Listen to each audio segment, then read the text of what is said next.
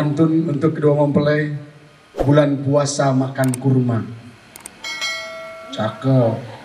Yang cakep bocah. Cakep ya. Ibu-ibunya mana? Bulan puasa makan kurma. Sebutir untuk berbuka. Yang ditunggu-tunggu sudah lama. Kini bersanding penuh bahagia. Tepuk tangannya ragu-ragu Kayaknya ketahuan belum sarapan ya Ustaz, tepuk tangannya lemes Ustaz. Ya karena insya Allah Ananda berdoa akan mendapatkan nasihat dari ulama. Saya iringi lagi dengan satu pantun. Ulama soleh manusia mulia. Cakepnya mana? Wih irit amat, belum sarapan ya Bu? Nanti ada subro Bu, subro. Dengar-dengar ada subro Ustaz ya? Ada Haji Subro, artis Indosiar. Tahu kan Bu? Tahu, Subro, artis Indosiar. Lagunya favorit, Bondolan. Bocah. Wah. Bocah lanang. Doyan mangan. Baik. Pantun untuk mengantarkan guru kita menyampaikan nasihat pernikahan. Ulama soleh manusia mulia. Mengajak agar tidak sengsara. Kami turut berbahagia khususnya kepada Ananda melihat Ananda bersanding bahagia. Luar biasa. Untuk itu marilah kita dengarkan bersama untayan nasihat pernikahan khusus kepada pengantin baru, tapi insya Allah pengantin bari juga cocok. Walaupun katanya yang perlu dinasehati bukan pengantin baru, karena pengantin baru mah gak dinasehatin juga masih mesra.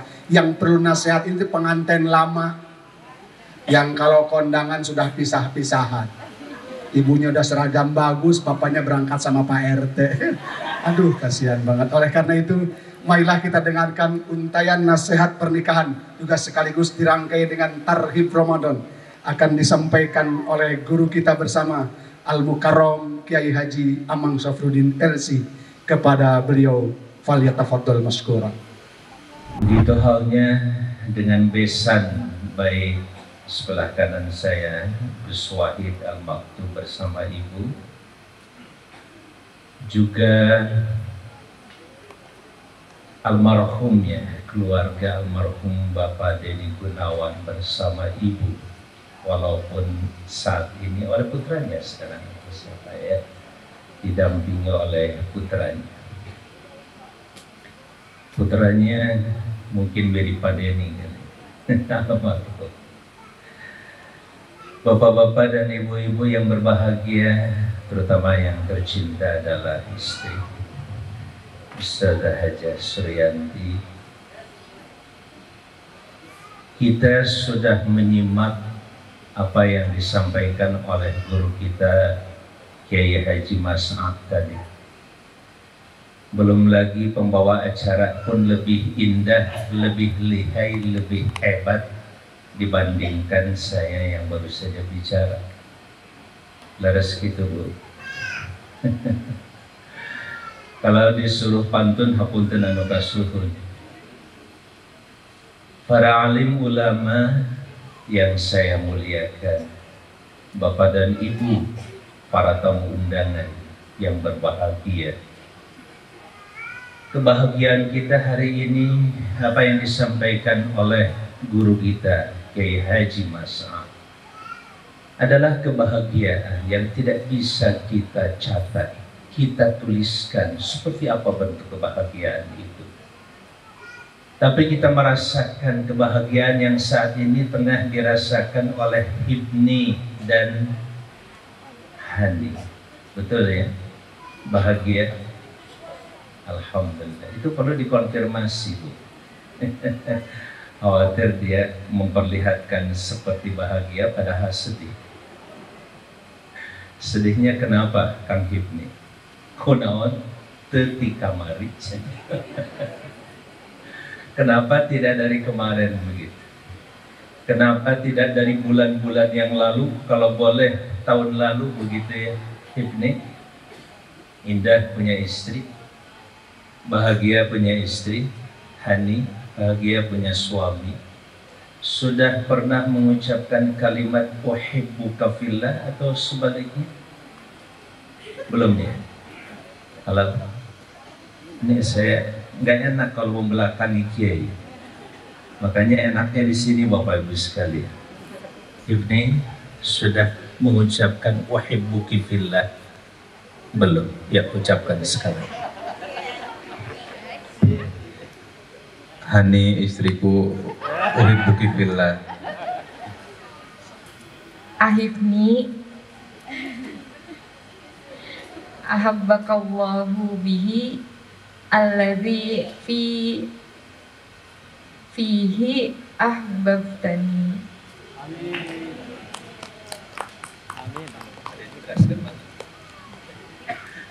Itu ungkapan yang oleh Rasulullah SAW. Kalau kau mencintai seseorang, ungkapkan. Kalau Gus Wahid sering ya Bu, Pak Kiai juga. Ya, alhamdulillah. Jadul sudah bilang begitu. Sudah. Kita absen satu-satu nih. Itu adalah sunnah Rasulullah Sallallahu Alaihi Wasallam. Kalau disebut Rasulullah, ingat Sallallahu Alaihi Wasallam. So, kalau kau mencintai seseorang, ucapkanlah kepadanya. Dan ungkapan cinta ini diungkapkan dalam bahasa. Kenapa menggunakan kata fillah? Saya mencintai engkau fillahi di jalan Allah. Dan jawabannya adalah ahabbakallah. Semoga Allah mencintaimu. Alladzi fihi ahbabtani, yang di dalamnya atau di jalannya kau cintai aku. Terus apal can Ibu? Apal can? Bu, nupang sepuhna ketinggal dia jika nanti kantos kita teh kacaroge ahabbakallahu alladzi fihi ahbabtani. Cik anu tos seperti itu ngajum ayah sok kata dari ayah mawias ya. Bapak Ibu yang saya muliakan, para alim ulama yang saya muliakan, sekali lagi niat apapun dalam kehidupan kita tidak boleh dari 3 hal. Yang satu, niat karena Allah. Menunjukkan apapun yang kita kerjakan adalah bukti iman kita kepada Allah. Makanya selalu dalam hal apapun libatkan Allah, ajak Allah, supaya Allah senantiasa bersama dengan kita. Dari segitu, seperti itu. Sampai-sampai Bapak Ibu yang saya muliakan, Hifni dan Hani, hubungan kita suami istri pun, kita semuanya sudah tahu ada doanya. Allahumma jannibna syaitana wa jannibis syaitana fima razaqtana. Dan tentu saja diawali dengan membangun cinta tadi. At-tahab fillah. Orang-orang yang saling mencintai di jalan Allah inilah yang kalian bangun berdua sepanjang waktu di dunia, akan sampai ke akhirat mendapatkan jaminan kelak oleh Allah. Kata Allah, ainal mutahabbuna fiyya al-yawma udhilluhum yawma la dhilla illa dhilli. Wahai orang-orang yang saling mencintai di jalanku, kata Allah, hari ini aku mencintai kalian dan aku berikan naungan pada saat tidak ada naungan kecuali naungan aku, kata Allah Subhanahu wa ta'ala. Lihat, persoalan cinta, persoalan keluarga, persoalan kehidupan rumah tangga ada hubungannya dengan urusan iman kepada hari akhirat. Bakal ke bawah ke akhirat. Itulah kenapa tadi pada saat kita baru saja mengucapkan akad, di situ separuh dari urusan agama kita telah Allah sempurnakan. Sempurnakan separuhnya oleh kita sepanjang kita berjalan dan terus kita hidup, terutama dalam konteks kehidupan rumah tangga. Saya lagi bingung dari tadi, Gus Wahid. Ustadz Masa ngundang. Sampai di sini jam berapa acara? Jam 10. Tiba-tiba barusan diberi kabar, mohon memberi tausiah pernikahan sama tarhib Ramadan. Lebih bingung deh.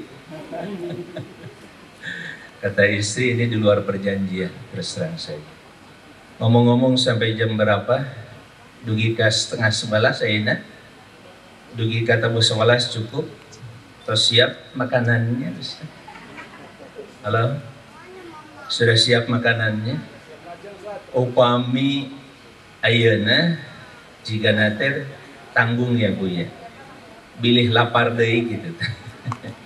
Tetapi kalau ya terlalu pagi, tadi juga alhamdulillah sudah sarapan pagi kira-kira. Hitung-hitung iya mah nungguan saat makan siang ya, sambil mendengarkan dongeng sebelum tidur. Kadang-kadang Bapak Ibu sekalian, kalau kita lagi ceramah itu suka ada yang tidur. Cikunaon ya. Karena tenang dan tenang. Silakan buktikan. Majtama'a qaumun fi baitin min buyutillah. Tidaklah satu kaum berkumpul di salah satu rumah Allah, au fi dalam satu riungan zikir kepada Allah Subhanahu wa taala. Yadhkuruna Allah, wa fi riwayah yatsluna kitab Allah, membaca kitab Allah. Illa nazalat alaihimus sakinah, melainkan turun kepadanya as-sakinatu, ketentraman. Kira-kira tanda jelema anu tenang teh kumaha cindu? Seorang orang Banten HS. Itu bisa tidur tanda orang tenang, ibu-ibu sekalian. Makanya sebelum tidur itu kita disunnahkan baca doa. Dan dengan doa serta zikir itu pasti tenang. Kalau sudah tenang insya Allah mudah tidur. Kalau sudah tenang mudah tidur. Itulah Islam yang tadi disebut rahmatan lil alamin. Baik. Yang pertama, saya ingin menghubungkan langsung persoalan pernikahan dengan tarhib Ramadan, Pak Kiai. Apunten anu kasuhun umi. Salah satu di antara konsep ajaran pada saat kita menghadiri pernikahan adalah doa. Doa yang diriwayatkan dari Rasulullah Sallallahu Alaihi Wasallam yang sangat masyhur adalah Allahumma barik lahuma wa barik alaihima wajma' bainahuma fi khair, atau kama qala. Atau dalam bentuk yang sifatnya khabariyah bukan insya'iyah, maka redaksinya adalah barakallahu laka wa baraka alaika wa jama'a bainakuma fi khairin. Baik. Yang pertama dan sangat ditekankan pada kalimat di sini adalah al-barakah. Keberkahan ini tidak pernah kita temukan dalam konsep hidup yang lain. Islam punya ajaran yang sangat lengkap tentang masalah keberkahan. Ala kulli hal, dalam kondisi apapun doa ini mendoakan kedua mempelai yang hadir khususnya dan kita pada umumnya. Tadi disebut pengantin bari. Bari itu naon Bu? Basinya. Nu wangi tia teu katuang tah enjing-enjing dituang gitu ya, tah nu disebutkeun bari. Nah, masyarakat muslimin bahasanya barakallahu laka. Laka menurut sebagian para ulama menunjukkan lisara. Lisara artinya segala bentuk yang menyenangkan kita. Segala hal yang kamu senang luar biasa, tidak ada masalah. punya beras, tidak punya beras, tetap saja nggak ada masalah. Ya, tidak punya beras pagi ini, tidak punya makanan, cukup mengatakan saum aja yuk, selesai ya Bu ya. Itulah agama Islam. Ya, gaduh minyak kan. Ya, dan udah sama batur mual urang. Ya, nama masyarakat muslimin rahimakumullah. Hadirin yang berbahagia, sekali lagi yang saya garis bawahi adalah kalimat al-barakah. Barakah lis-sarra walid-dharra. Baik dalam kondisi senang maupun susah, tetap dalam keberkahan. Itu doa Rasulullah sallallahu alaihi wasallam. Teruskan. Di ujung doa itu ada penjelasan. Naon nu disebut berkah teh. Wa jama'a bainakuma fi khairin. Dan semoga Allah menghimpun kalian berdua itu fi khairin, dalam kebaikan. Masyarakat muslimin rahimakumullah, lihat. Fi khairin, dalam kebaikan. Cik naon anu disebutkan baik. Sok ngaraos. Halo? Sok ngaraos. Apa yang disebut dengan kebaikan itu pasti semua kita berbeda pendapat. Cek si A baik, cek si B henteu. Kata si B baik, kata si C tidak. Oleh karena itu biyadikal khair, di tanganmu lah ya Allah yang disebut dan apa yang dimaksud dengan kebaikan. Lagi-lagi ke siapa? Ke Allah. Kan itu setiap doa pagi atau sore yang kita baca, qulillahumma malikal mulki tutil mulka man tasha wa tanzi'ul mulka mimman tasha wa tu'izzu man tasha wa tudhillu man tasha'u biyadikal khair.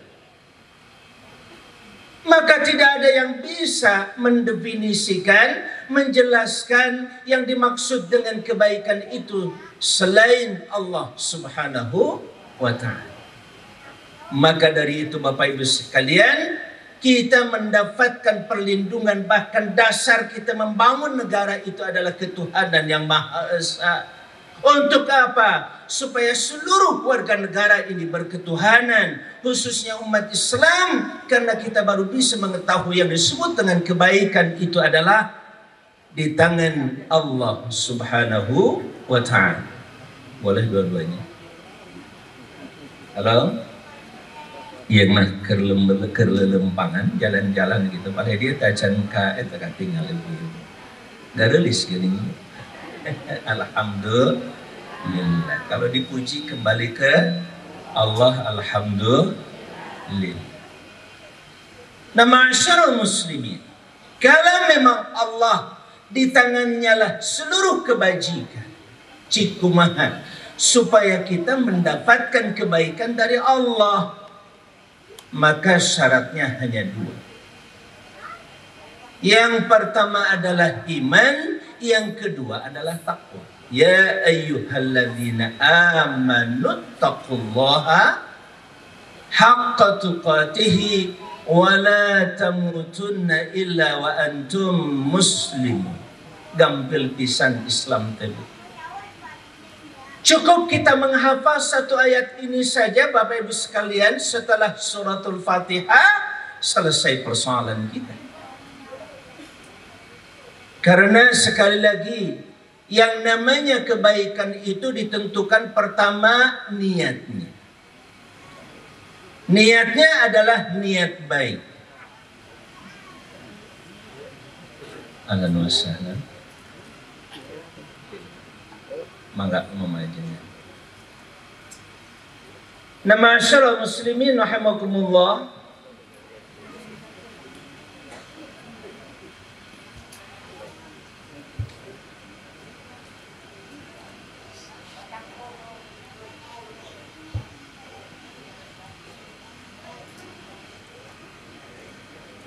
lanjut.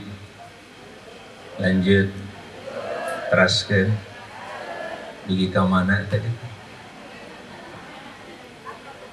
Baik, yang pertama adalah iman. Iman asal kata dari amana, amina ya'manu, yang artinya rasa aman, Bu. Upami ibu menyebut nama Allah, Allah hati tenang jeng aman, bukti kita beriman. Tidak sedikit orang mengucapkan Allah. Punten anu kasuhun, Gus Wahid, kami di DPD RI banyak teman-teman punten anu kasuhun dari non muslim.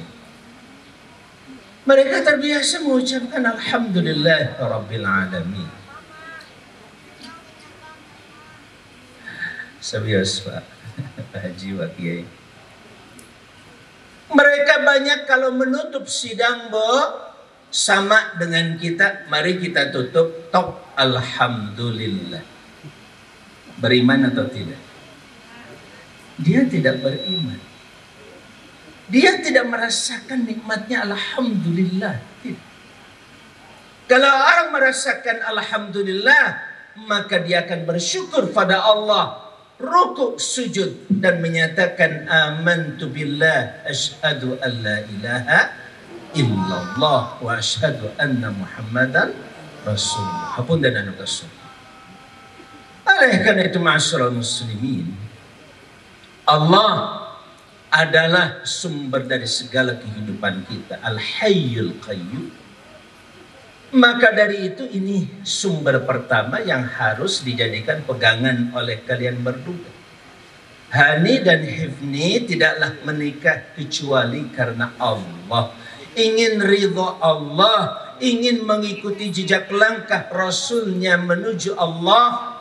Kalau sudah begitu, jaminan dari Rasulullah SAW adalah thalathun, 3 kelompok, hakun 'alallahi aunuhunna, yang wajib atas Allah. Bahasa hakun 'ala sering diartikan kewajiban.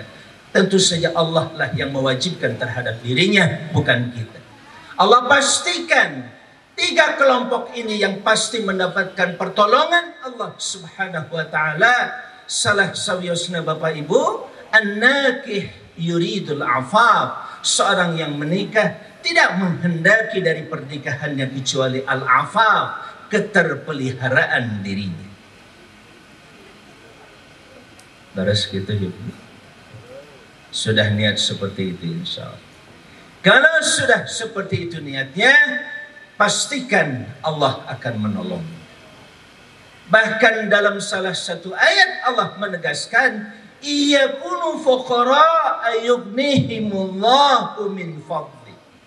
Jika mereka yang baru saja menikah karena Allah ingin terpelihara diri di jalan Allah, dalam kondisi yang fakir tidak punya apa-apa, yughnihimullahu min fadli, maka Allah pasti cukupkan dari anugerahnya. Subhanallah. Yakin Bu? Waktu dulu menikah ibu bapak sudah punya rumah atau belum? Kenapa sekarang punya rumah? Itu berkah dari nikah.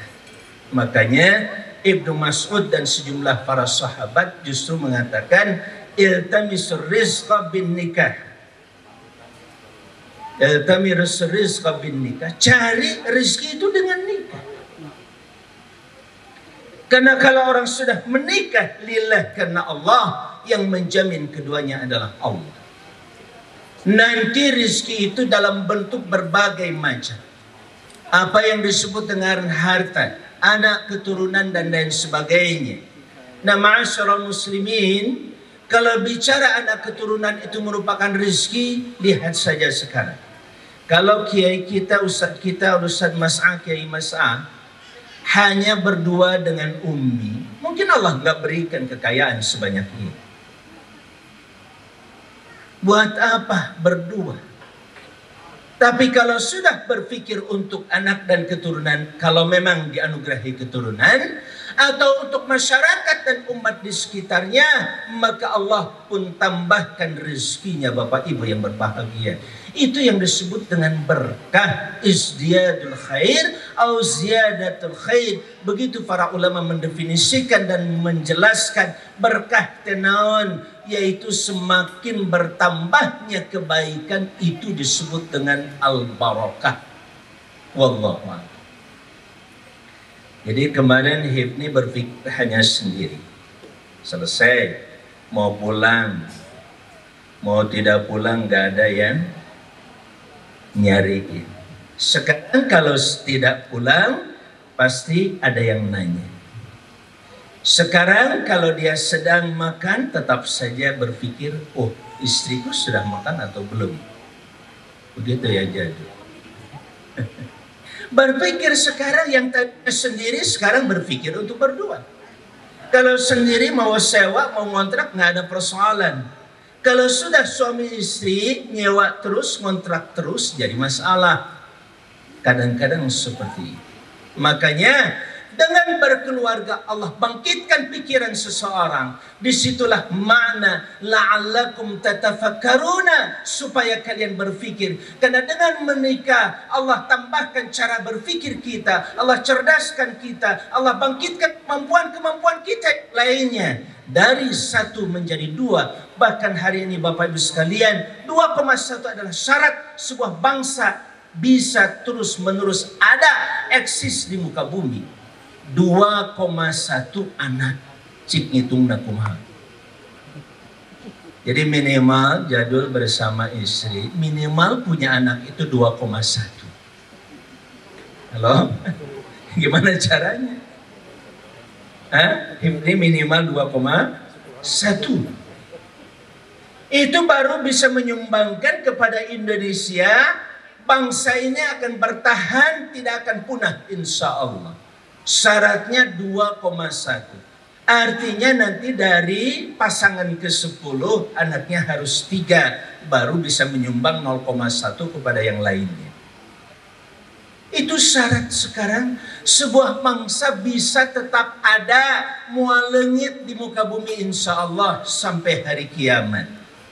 Namun apa yang terjadi hari ini Bapak Ibu yang saya muliakan, hari ini bangsa-bangsa besar yang dikenal dengan bangsa yang sudah maju teknologinya, kebebasan dan lain sebagainya mereka dapatkan. Perancis, Eropa secara keseluruhan, Amerika, Jepang, hari ini sedang krisis kemanusiaan.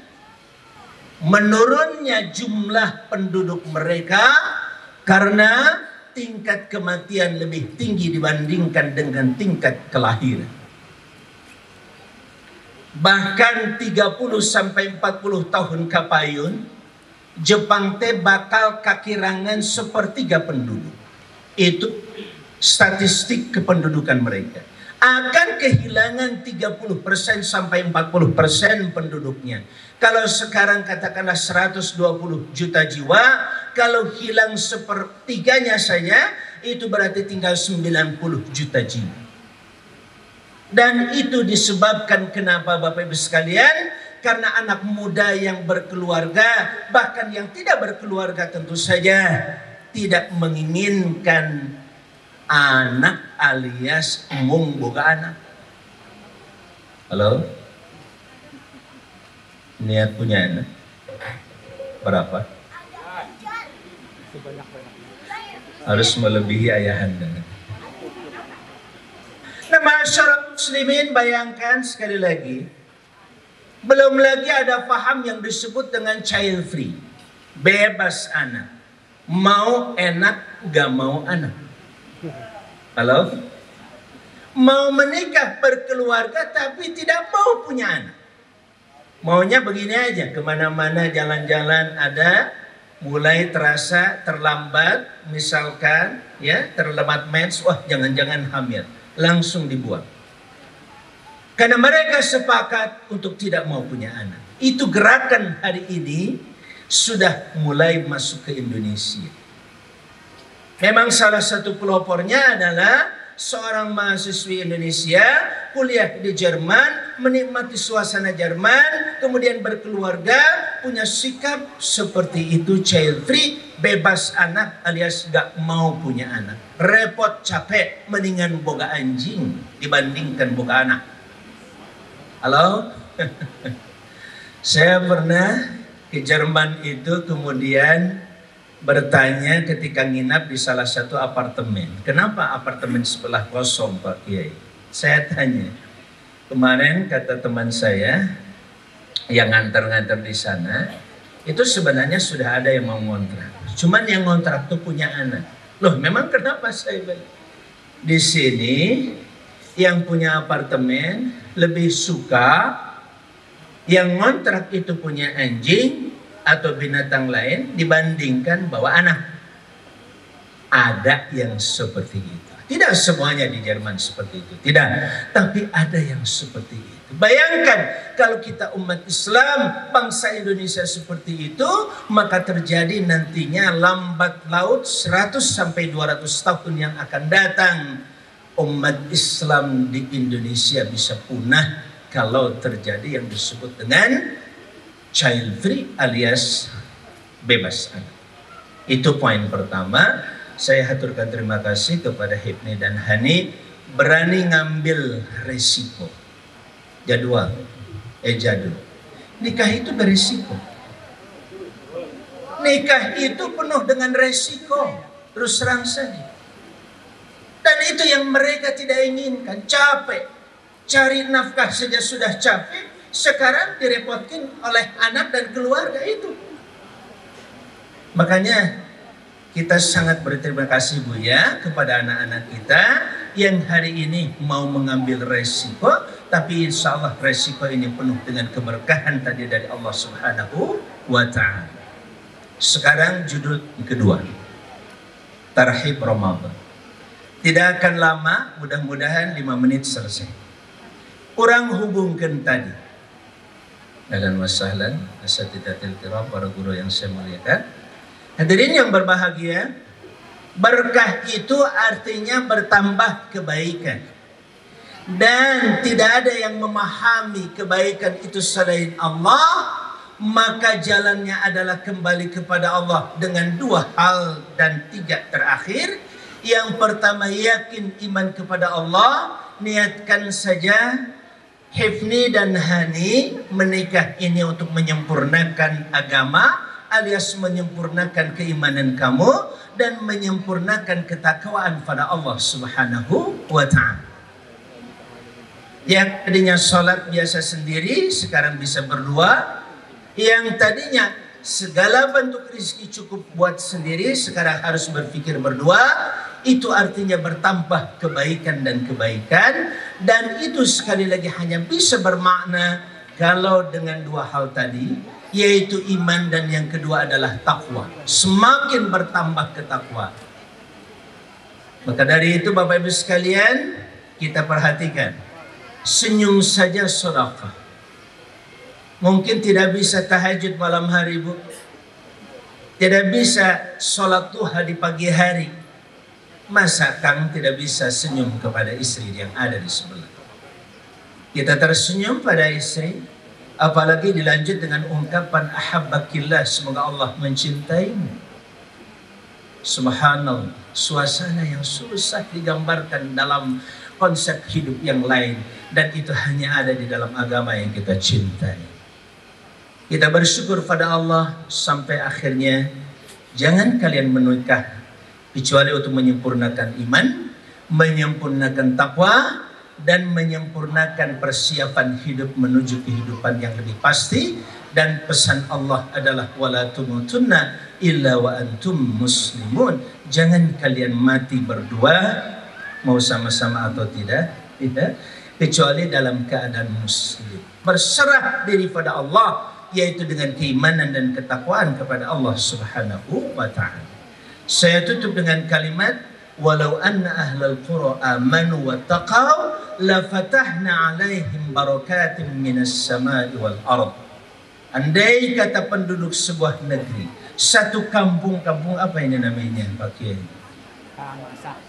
Kamasan. Kampung Kamasan beriman pada Allah dan bertakwa, niscaya kami akan bukakan pintu keberkahan demi keberkahan dari langit dan bumi. Salah satunya adalah melalui saum dan ibadah. Saya sambung dengan ayat yang 2. Pertama, ya ayyuhan nasu u'budu rabbakumul ladzi khalaqakum walladzina min qablikum. Ujungnya apa, Bu? La'allakum tattaqun. Supaya kalian bertakwa. Nuka 2, ya ayyuhalladzina amanu kutiba alaikumus siyamu kama kutiba alal ladzina min qablikum la'allakum tattaqun. Sama-sama ujungnya la'allakum tattaqun. Jelas? Jelas sampai di situ? Intinya kalau keberkahan itu kuncinya ada iman takwa. Pertanyaannya bagaimana saya bisa beriman bertakwa? Yaitu ibadah pada Allah. Pasti kita akan digolongkan kepada kelompok yang bertakwa. Salah satu bentuk ibadah yang begitu sempurna setelah salat adalah yang disebut dengan saum. Dan saum ini Bapak Ibu sekalian, ibadah terpanjang yang tidak bisa digantikan dengan yang lain. Pernah sholat 5 jam? Pernah sholat 8 jam? Kantos atau nabi? Tasya. Allahu Akbar. Kernaon eta tegas jam 3. Ya, belum sujud ruku juga begitu. Lagi sholat misalkan. Itu pun tidak sah sholatnya. Sebab apa? Sholat zuhur ditinggalkan, sholat sunnah dijalankan. Sah. Tidak ada nilai. Itu juga salah. Tapi puasa Bapak Ibu sekalian, dari mulai jam 5.30 atau jam 4.30 sampai jam 6:04, 13 jam Ibu dalam keadaan berpuasa. Itu artinya dalam keadaan beribadah. Dan ada yang jauh lebih panjang daripada itu. Apa? Iman. Iman tidak boleh satu detik pun terputus dari kehidupan kita.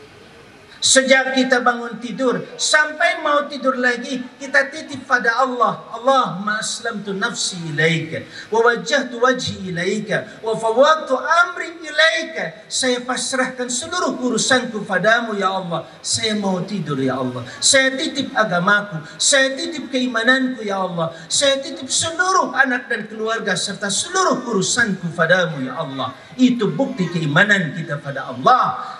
Menjelang tidur kita sudah akan dilupakan, bahkan akan diwafatkan sementara oleh Allah. Iman tetap tidak boleh terputus. Kita titip pada Allah Subhanahu wa ta'ala. Itulah Ramadan, penuh dengan nilai ketakwaan. Salajengna mengatraskan ke para guru. Di sini banyak para guru, para cengan, Pak Kiai Mas'ad. Dilajengkan bagaimana saum yang mengantarkan pada ketakwaan itu. Kalau saya bicara tentang takwa secara gamblang mungkin perlu waktu terlalu panjang, tapi saya singkat saja Bapak Ibu sekalian. Takwa itu adalah intinya patuh ke Allah. Selesai. Kumaha cek Allah, mangga ya Allah. Labbaik Allahumma labbaik. Makanya nanti salah satu aktivitas di Ramadan itu adalah selain puasa itu kan membaca Quran ya Bu ya. Nah membaca Quran itu pun anu kasuhud intina adalah mengambil hidayah petunjuk Allah. Hatam tamat sampai 2, 3 bahkan 10 kali mangga. Tapi jangan sampai meninggalkan yang disebut dengan at-tadabbur. Afala yatadabbaruna al-Qur'ana am ala qulubin aqfaluha. Tidakkah mereka mentadabburkan, merenungkan Quran? Upami Quran menyebat seperti ini, innal muttaqina fi jannati wa na'im. Itu langsung hatinya mengatakan, ya Allah, ij'alni minal muttaqin. Jadikan saya termasuk orang-orang yang bertakwa ya Allah, yang kau berikan jatah surga ya Allah. Itu namanya tilawah tadabburiyah. Tilawah dengan tadabbur. Tilawah ku dipikirkan, terus difahami, direnungkan, dihayati. Cik, apakah saya sudah seperti yang diinginkan Quran ataukah belum? Kalau Quran menginginkan seperti ini, akhlak kita tidak seperti ini, cepat minta kepada Allah supaya akhlak kita disesuaikan. Itulah yang disebut dengan hudan, petunjuk Allah Subhanahu wa ta'ala. Sekali lagi, silahkan Bapak Ibu di samping siam, qiyam, salat malam terutama qiyamul lail, kemudian tilawatul Quran, 3 kegiatan yang paling utama di dalam Al-Quran, di samping perbanyak sedekah dan sedekah. Kalau tidak punya uang, bantu orang, senyum, atau ikut membagikan buka puasa milik orang lain, itu pun sudah sedekah insya Allah. Jam 11 kurang 3 menit, saya diskon 3 menit ibu-ibu. Tidak usah diselesaikan. Mudah-mudahan punten Kang Hipni sareng Teh Hani, ini bukan tausiah, ini hanya merupakan tadzkirah saja. Saling mengingatkan buat saya, buat kita semua. Tapi satu hal, wa ma yadhkuruna illa ayyasha Allah huwa ahlut taqwa wa ahlul maghfirah. Tetap untuk bisa bertakwa dan mendapatkan ampunan, kuncinya satu, sing getol ngadoa ke Allah. Tong eren-eren sedang duduk begini berdoa pada Allah. Silahkan berdoa, tapi doa dahulukan zikir pada Allah, baru minta pada Allah. Itu yang diutamakan. Berzikir dulu kepada Allah, sanjung dulu Allah subhanahu wa ta'ala, baru minta kepada Allah subhanahu wa ta'ala. Bapak Ibu yang berbahagia, gening capeknya nyeros sedikit. Mudah-mudahan bermanfaat Ustaz. Saya hadir di sini tidak dalam rangka tausiah, sekali lagi hanya tadzkirah. Terus yang kedua, silaturahim sareng masyarakat anu aya di kampung Kamasan. Ada susah Kamasan. Ada juga kemasan ya. Masyaallah muslimin, saya ingin mengajak Bapak Ibu sekalian membaca surah Al-Fatihah. Al-Quran itu sesuai dengan yang kita niatkan.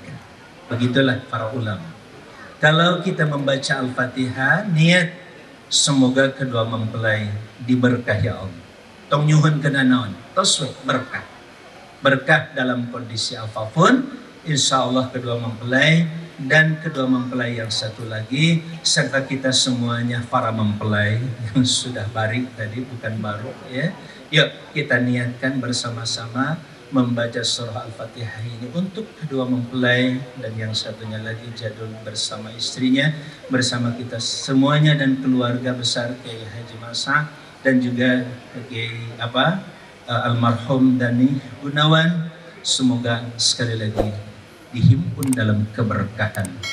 Ala hadhihi niat ini, atas niat ini, wa ala niyatin sholih. Mangga Bapak Ibu mungkin punya niat-niat yang lain yang juga tidak kalah soleh dan baik.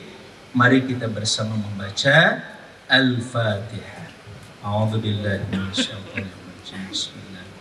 Jangan lupa like, share, subscribe channel inspirasi dari Kang Haji Amang Safrudin ya. Jangan lupa subscribe ini.